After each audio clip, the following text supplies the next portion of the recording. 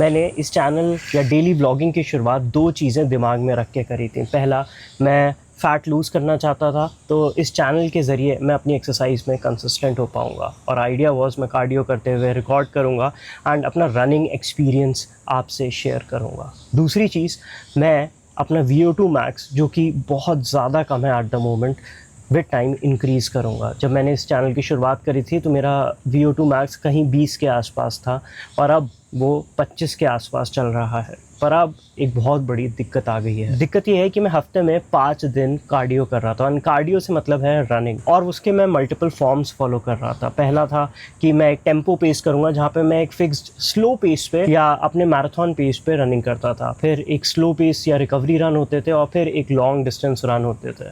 मैं 15 से 16 किलोमीटर तक ऑन अ वीकेंड भाग पा रहा था। But with 5 days of running एक बहुत बड़ी दिक्कत हो गई। मेरे फीट जवाब देने लगे, क्योंकि आप मुझे देख सकते हो तो मैं आपको बताता हूँ, मेरे शिन में इस जगह बहुत ज़्यादा पेन स्टार्ट हो गया। एंड अब हमें 2 मंथ्स हो चुके हैं रनिंग करते हुए, बट अभी भी ये पेन डिसअपीयर तो हो जाता है, बट उसके बाद बहुत जल्दी वापस आ जा रहा है। मैंने एक्सरसाइज से पहले स्ट्रेचिंग भी ट्राई करी, वार्म अप भी ट्राई किया। इनफैक्ट ये चीज़ें मैं अपनी रनिंग से पहले और बाद में 2 बार कर रहा हूँ, बट फिर भी ये दिक्कत बढ़ती जा रही है। नॉट ओनली दैट, अब मुझे अपनी फीट का जो लोअर पोर्शन होता है, ये वाला पर्टिकुलरली, अगर आप देख पा रहे हैं आर्च वाला पोर्शन, इसमें भी बहुत ज़्यादा पेन और स्टिफनेस होने लगा है।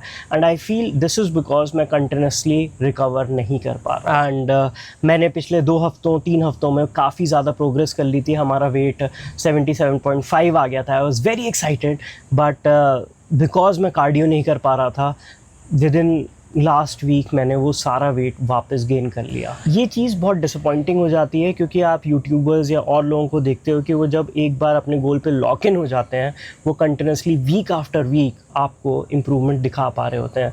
जबकि मेरे केस में ऐसा नहीं हो रहा है। मेरे बहुत अप्स एंड डाउन्स चल रहे हैं कि कुछ हफ्ते मेरा वेट लॉस हो रहा है, कुछ दिन मैं उस वेट लॉस को वापस गेन कर लेता हूँ। पर मेरा गोल बहुत सिंपल है और it means a lot to me. तो उसके लिए एक सॉल्यूशन मेरे दिमाग में है।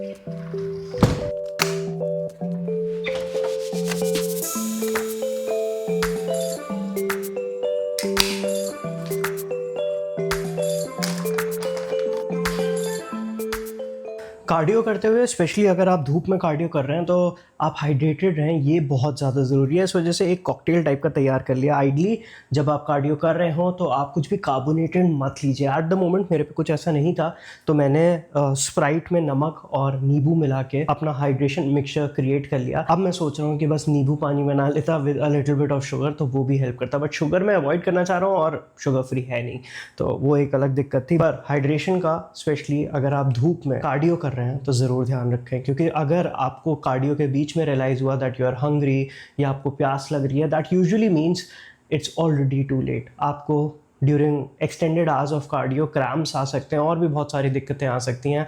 एंड अगर आप किसी लॉन्ग रन पे निकले हो, बीच में हेल्प मिलना can be actually very very difficult.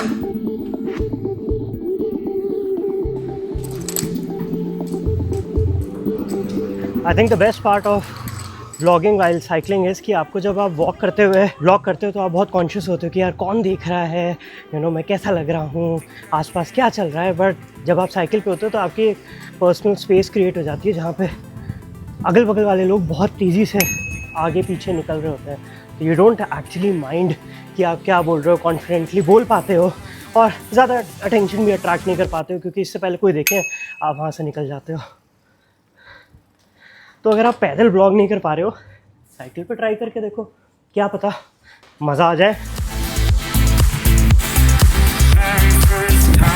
I think cardio करते हुए इट्स वेरी इंपॉर्टेंट कि आप एवरी 15 मिनट्स अपने आप को हाइड्रेट करता रहें। और मौसम बहुत बेहतरीन हो गया है। आई एक्सपेक्ट कि बारिश होने वाली है, बट इट्स गुड। सिंगापुर में बहुत गर्मी रहती है, बारिश में अलग दिक्कतें आती हैं, बट टेम्परेचर अच्छा हो जाए और तब आप एक्सरसाइज करो, उससे ज़्यादा क्या ही मांगो।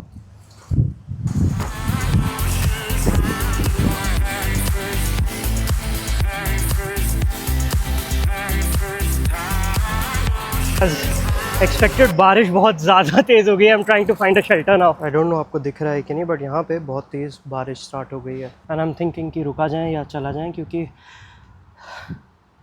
ये बारिश रुकने वाली लग नहीं रही है। एंड आई थिंक चलते ही हैं। मैं अपना माइक वाइक सब अपने बैग में रख दूँगा ताकि इक्विपमेंट ख़राब ना हो। Let's go.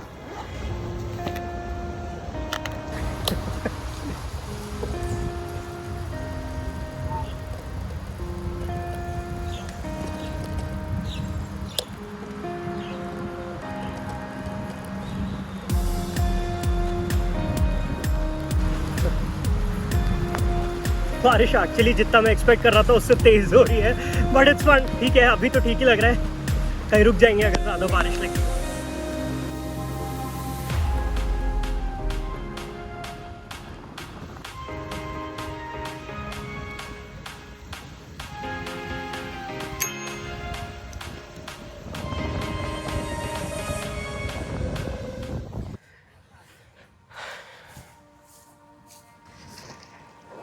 उम्मीद है आपको अभी तक समझ आ गया होगा कि हमारा सॉल्यूशन क्या है।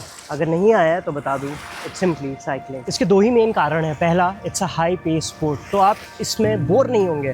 डिस्टेंस भी ज़्यादा कवर करेंगे, स्पीड भी ज़्यादा होगी। It should be more fun. कि जॉइंट्स पे, आपके एंकल पे कम इम्पैक्ट आता है, इससे आपकी रिकवरी स्पीड बढ़ जाएगी, आप अपने आप को पुश भी ज़्यादा कर पाएंगे।